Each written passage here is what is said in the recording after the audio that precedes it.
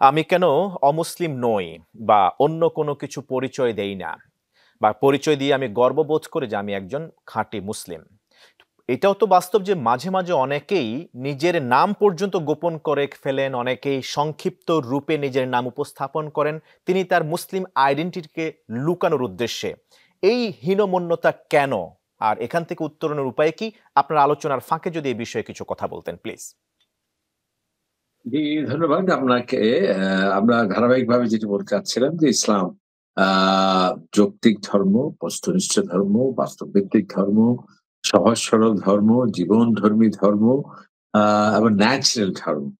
এবং জ্ঞান বিজ্ঞানকে ইসলাম সবচেয়ে বেশি দিয়েছে।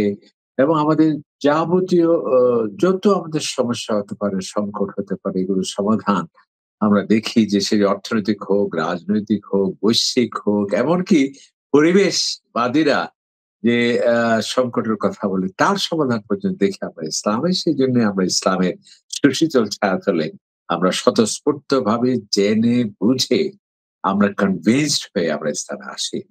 এখন আপনি যেটা বললেন যে অনেকে আ আ সেটা ইসলাম মুসলিম হিসেবে পরিচয় দিতে বিব্রত বোধ করে। এবং সেটিকে আ মার্জ আ অমার্জিতভাবে আমরা বলব সে একটা লুকানোর প্রবণতা তার মধ্যে থাকে। এমনকি নামকে শর্ট করে ফেলে। যাতে এ-ন-ম মানে যাতে সে মুসলিম সেটি যাতে আ ধরতে না পারে। আমি মনে করি যে এটা হীনমন্যতা এবং ইসলাম সম্পর্কে সে জানে না, বুঝে না।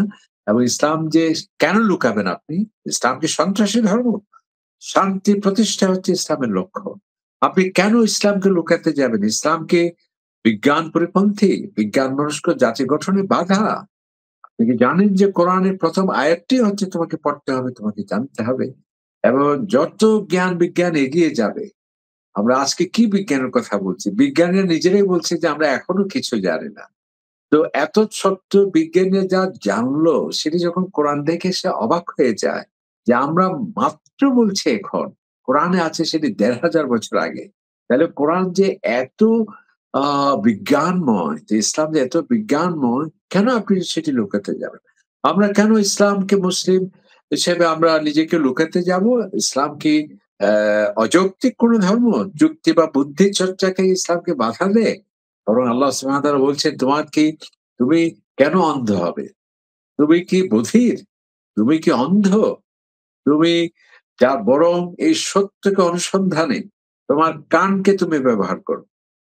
যারা সত্য অনুসন্ধানে চোখকে ব্যবহার করে না, যারা সত্য অনুসন্ধানে বিবেককে ব্যবহার করে না, উলাইকা কাল আনআম। আল্লাহ তাআলা বলছেন সেটা একটা চতুষ্পদ জন্তু, বরং এর থেকেও সে নিকৃষ্ট। আমরা কেন ইসলামকে লুকাতে যাব? ইসলামকে কোন পরধর্মের প্রতি তার রক্তচক্ষু? না, না।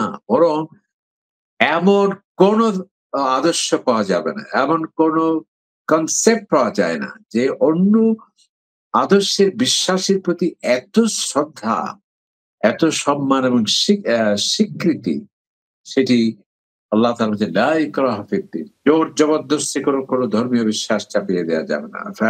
লাস্তা আলাইহিম বিমুসাইতির। যে আপনি কখনো প্রভাবিত করে এই ধর্মীয় বিশ্বাস যেটা চাপিয়ে দেয়া যাবে না। কেন আমরা ইসলাম লুকাতে যাব? ইসলাম কি আধুনিকতা পরিপন্থী?